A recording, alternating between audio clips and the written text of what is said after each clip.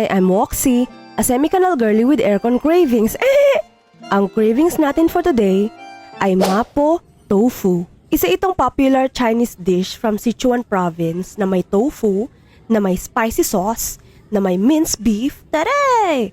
Sa wensya ko lang to na try before, pero ewan, bigla ako nag-crave. Based sa Google research ko, meron sa menu ng North Park ang mapo tofu. So, dun tayo.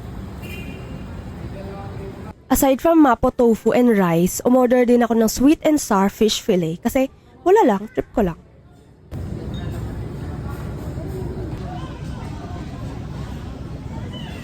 Masarap yung fish fillet nila, hindi ganun ka-oily. Anyway, doon na tayo sa main event. Yung mapo tofu, hindi siya ganun kaanghang katulad ng ine-expect ko.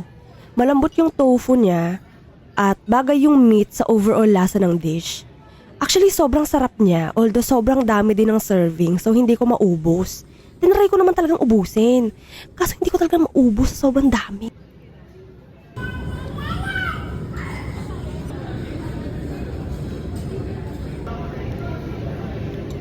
Sobrang babalikan ko tong North Park na to, lalo na yung mapo tofu nila.